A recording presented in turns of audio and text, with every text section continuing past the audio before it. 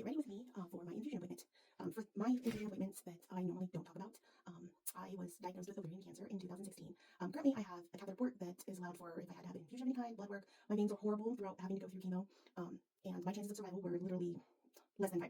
And I am a mom of 3, so I had a lot to lose. I just had my 3rd daughter, and I was honestly, I didn't really know what was going on. But the biggest factor in why I'm sharing this today is because I understand the symptoms now of what to look for versus back then, because I had no idea. I had started off with a pain in my left side that, like, if I laid on it, if, like, the pressure on it, it was just painful. If I eat seafood, it was painful. If I eat other certain foods, so I was like, oh, I love seafood. I don't want to not have that. So, bear with me.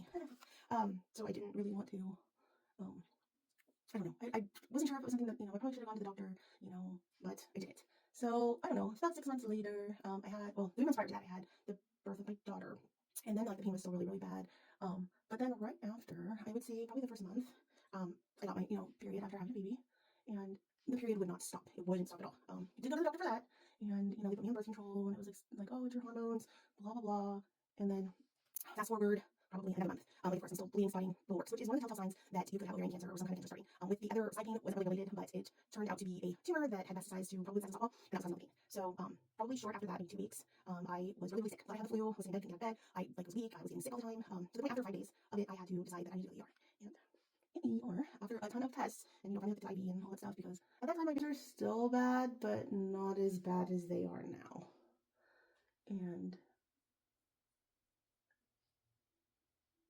sorry. But they came back and said that we need to admit you in the hospital, and they had to have an emergency surgery. They didn't tell me what was wrong.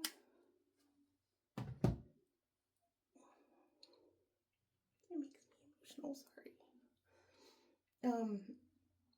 But they did tell my family that was with me, and that I did have cancer, but they needed to find out if it was, how bad it was.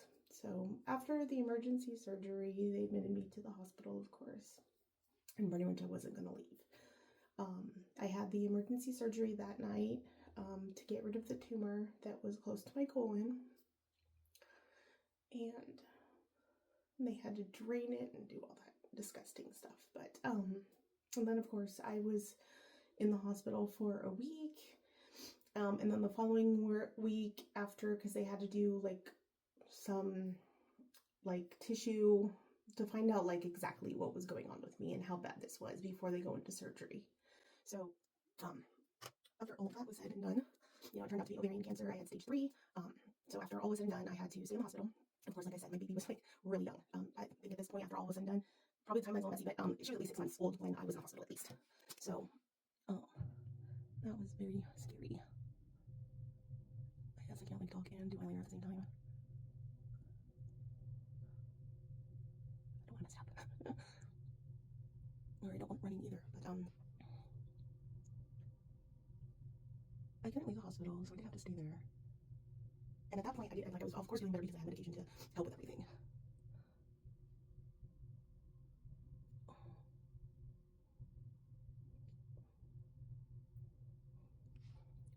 Definitely, but not even.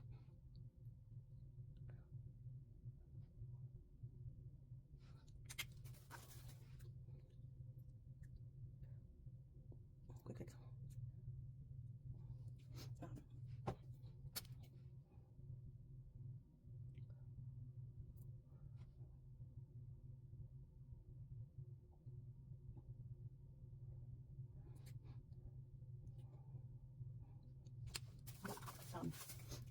So I had to have a full hysterectomy. I had to have a bunch of lymph nodes taken out, which are actually part of like literally all over your body. You don't even realize how many you truly have. Oh,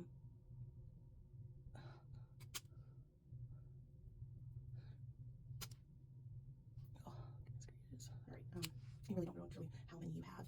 But after the surgery, of course, was a really long road to recovery. I was in the hospital for a following week, so like pretty much total of 2 weeks in the hospital. But after all was said and done, of course, I had to go through 18 weeks of chemo, which is on and off depending on how much your blood work, like where your blood work stands, if you can do it. So I would go in every Thursday, so I had to go every week. And yes, you did get sick off of it. I did lose my hair, lost my eyebrows, lost my eyelashes, lost all my body hair, which the body hair was fine. It's just like, you get your head of hair. But I did shave my head before the rest of it all fell out, because once it starts clumping, it's hard to deal with. But unless you've gone through it, it's just something, you know, you're just gonna have to do. But everybody was really supportive. My brother's a barber, so he got to actually do, you know, chop my hair off, which was interesting. But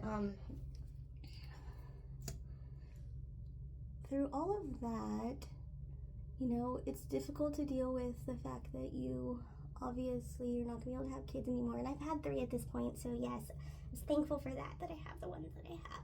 And I definitely had to survive and fight this, because I didn't want my kids to be without me.